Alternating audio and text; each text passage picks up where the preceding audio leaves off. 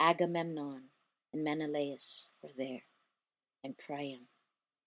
There too was Achilles, merciless alike to all three. Aeneas stood still.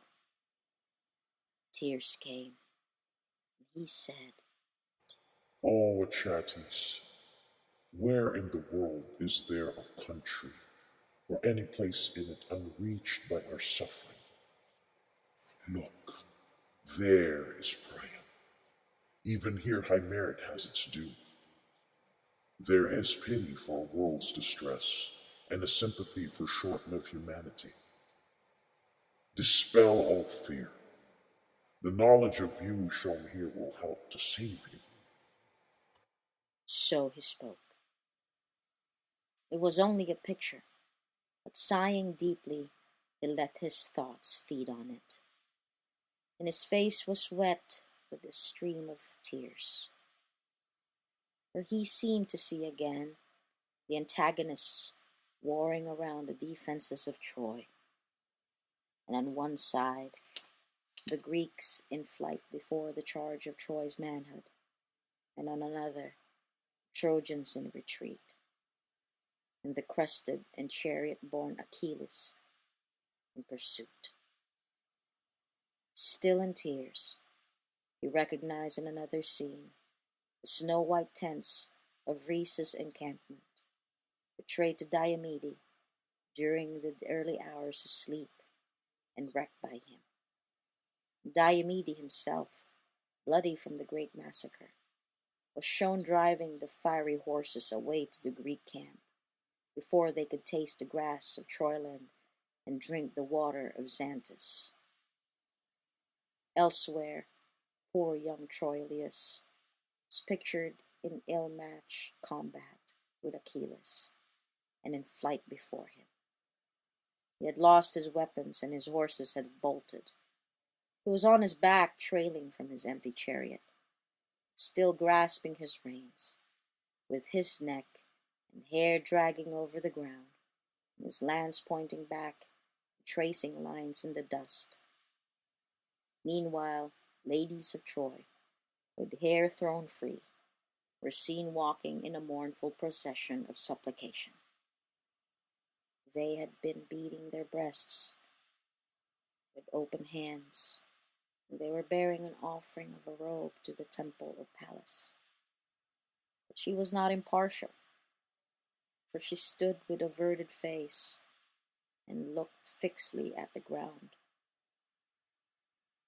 And Achilles was shown again, this time selling back for gold Hector's lifeless body, which he had dragged behind his chariot 3 times round the walls of Ilium. At that last sight of his friend, a lifeless body despoiled of arms and of the chariot, Priam holding forth weaponless hands in entreaty, Aeneas sighed a deep and terrible sigh. He also recognized himself hotly engaged among the Greek chieftains. He saw, too, the fighting ranks from the Orient, led by black Memnon with his divine arms. And battle-mad Penthesilea was there, leading the charge of Amazons, carrying their crescent shields. In the midst of thousands she blazed, showing her breast uncovered, the gold girdle clasped below. A warrior maid daring the shock of combat against men.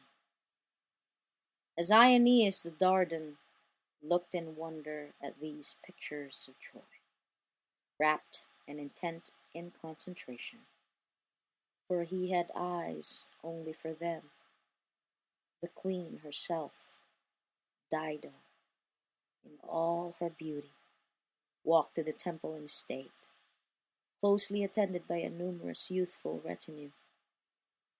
She was like Diana, and she keeps her dancers dancing on the banks of Eurotas and along the slopes of Cynthus, with 1,000 mountain nymphs following in bands on this side and on that. She is taller than all other goddesses, as with her quiver slung from her shoulder, she steps on her way, and a joy beyond words steals into Latana's heart. Like her was Dido, and like her she walked happily with the throng around her, intent on hastening the work for her future realm. And then, facing the goddess's doorway, under her temple dome, with her armed guards about her, she took her seat in the center on a raised throne. She was already announcing new laws and statutes to her people, and deciding by her own balanced judgment, or by lot, a fair division of the toil demanded of them. When suddenly Aeneas saw, moving towards them, and followed by a large crowd, Antheus, Sergestus, and the blowed Cloanthus, with other Trojans whom the dark hurricane had scattered over the ocean and carried far away to distant coasts. Amazed at this sight, Aeneas and Achates both stopped, overjoyed and yet anxious. They were burning haste to clasp their comrades' hands, but disturbed by the mystery of it all. So they made no sign, but, still shrouded by the soft mist, they watched, hoping to discover how their friends had fared, where they had left their ships moored, and why they had come to Carthage. For representatives from every ship were in the crowd, walking amid the noise to the temple, to plead for a sympathetic hearing. Trojans now entered and were allowed to speak directly with the queen. In calm self-possession, Ilioneus, the eldest among them, began. Your Majesty, to whom Jupiter has granted the right to build your new city, and assigned the duty of curbing lawless tribes with your justice, we are hapless Trojans, whom the winds have carried over every sea. We now entreat you, fend from our ships the terrible flames, and show mercy to a God-fearing breed of men. And indeed, consider our predicament more closely. We can hardly have come to devastate your African home with a sword, and to lift your cattle and drive them to the beach. As vanquished men, we could never be so arrogant and aggressive. No, but there is a region for which the Greeks use the name Hesperia, the Western Land, an ancient land with might in her arms and in her fertile soil. The inhabitants used to be Lenatrians, but it is said that their descendants have now called the country Italy after one of their leaders. To Italy we were setting our course, when suddenly at the rising of Orion, star of storms, the seas ran high. We were carried onto invisible shoals. The gales were headstrong and drove us through seas where the surge boiled over near forbidding rocks. And we few have drifted hither to your coasts. Now tell us, who dwell here, what motherland is so barbarous that it allows such practices? For we are debarred even from such a welcome as barren sands can offer. Your people have started to assault us and allow us no foothold on the shore. If you have no respect for mortal men or mortal arms, you should at least remember that there are gods who know right from wrong. Aeneas was our king. No one was ever more just than he, nor any greater in righteousness or in prowess at war. If destiny preserves him still, and if he does not yet lie, among the unpitying shades, but still draw strength from heaven's air, and there is no fear. Nor would you ever regret it if you took the first step to compete with him in the exchange of kindnesses. We also have cities in Sicily, well able to fight, and Aeneas is there, a prince of fame from the blood of Troy. And we now desire your permission to beach our storm-damaged ships, and in your forests to shake timbers and strip wood for oars, so that we may sail for Italy and Latium, contented if we may make Italy our destination, and if our king and our comrades are restored to us. If, however, salvation is denied us, and if you, great and good chieftain of Trojans, lie deep in the African Ocean, and if we can no longer see in Aeolus our nation's future, we can yet make for Sicily's narrow sea, whence our voyage here began and where a place awaits us, and there take Acestes for our king. So spoke Ilioneus, and all the other Trojans quickly acclaimed him. Dido then gave her answer, shortly, with lowered eyes. Trojans, cast fear from your thoughts and entertain no anxieties. Life is hard for us, and this is a new kingdom. That is why I am compelled to take such grave precautions. I have to use guards and keep extensive watch on my frontiers. But who can there be who has never heard of Aeneas and his kindred, of Troy's city and the valor of her men, or of that war's dreadful blaze? We Phoenicians are not so dull of mind, nor is the sun when he harnesses his horses so remote from our Tyrian city. Whether your choice is for illustrious Hesperia, the land which Saturn ruled, and for the region by Eryx, where Acestes would be your king, I shall help you to depart in safety under my protection and give you aid from my possessions. Or would you rather settle here in my realm on an equal footing with me? Count as your own this city which I am erecting. Beach your ships. There will be no question of making a distinction between Trojans and Tyrians. But now I only wish your king, Aeneas himself, might appear, forced hither like you by the same gales. I shall certainly send reliable men along the coast with orders to range far and wide through Africa, in the hope that he has been cast ashore and is lost in some city or some forest. Her speech startled Achates the brave, and Aeneas his chieftain too. They had long felt eager to break free from the cloud.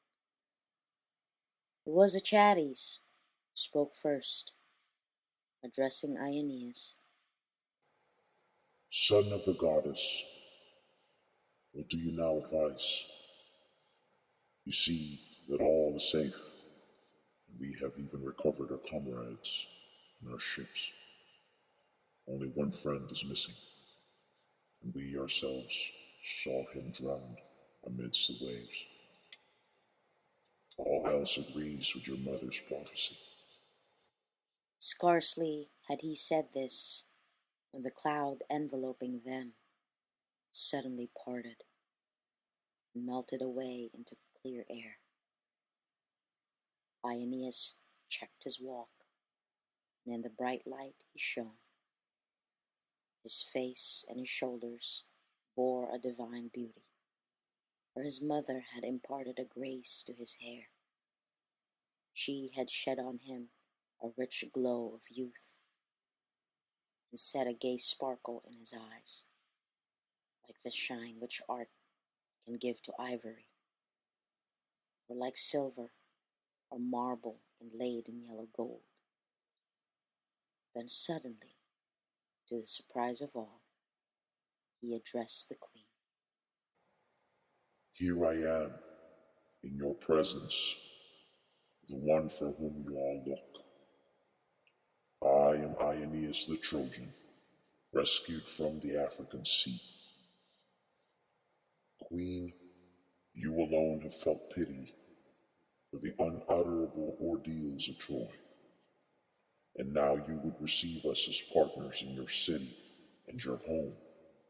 Us, a mere remnant left over by the Greeks, and in desperate need, our strength all drained away by every misfortune of land and sea. To thank you fitly, Dido, is not within our power, or the power of any other survivors of the Dardan race who may still exist dispersed in any part of the vast world.